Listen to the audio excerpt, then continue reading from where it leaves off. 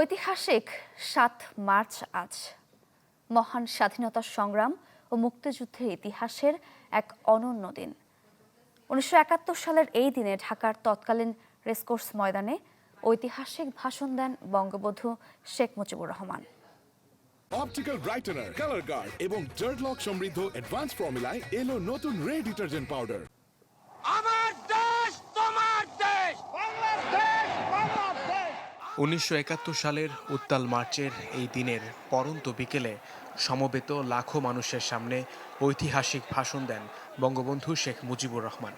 ১৮ মিনিটের ভাষণে সেদিন তিনি বাঙালির দীর্ঘ সংগ্রাম ও আন্দোলনের পটভূমি তুলে ধরেন। এবারে সংগ্রাম আমাদের মুক্তির সংগ্রাম, এবারে সংগ্রাম স্বাধীনতার সংগ্রাম। এবারের সংগ্রাম মুক্তির সংগ্রাম, এবারের সংগ্রাম, এই যে কথা, এইগুলো থেকে তো স্পষ্ট যে স্বাধীনতার ঘোষণা ৭ তারিখেই আসলে হয়ে গেছে এবং সেটা একটা আনুষ্ঠানিকতা ছিল মাত্র।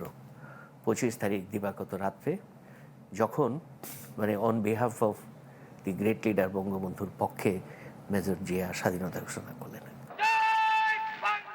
শেখ মুজিবুর রহমানের এই ভাষণ ছিল বাঙালি জাতির রাজনৈতিক ঐক্য ও প্রতিরোধের অন্যতম ভিত্তি, যা পরে পাকিস্তানি হানাদার বাহিনীর বিরুদ্ধে ৭.৫ কোটি মানুষকে একটি সুশৃঙ্খল গেরিলা বাহিনীতে রূপান্তরিত করে। আসলে স্বাধীনতার ঘোষণার শুরুটা হলো ৭ই মার্চ। আমি মনে করি বঙ্গবন্ধু কিন্তু জাতীয় নেতা, তিনি কোনো দলের নেতা না, কিন্তু আওয়ামী লীগ সবসময় বঙ্গবন্ধুকে দলীয় নেতা হিসেবে প্রেজেন্ট করতেই স্বাচ্ছন্দ্য বোধ করত। ইউনেস্কোর বিশ্ব প্রামাণ্য ঐতিহ্য হিসেবে স্বীকৃতি পাওয়া এই ভাষণ কেবল ইতিহাস নয়, বরং অন্যায়ের বিরুদ্ধে লড়াইয়ের অনুপ্রেরণা। বাংলার মানুষ বাঁচতে চায়। মুহাজির হক, চ্যানেল 24, ঢাকা। বাংলার মানুষের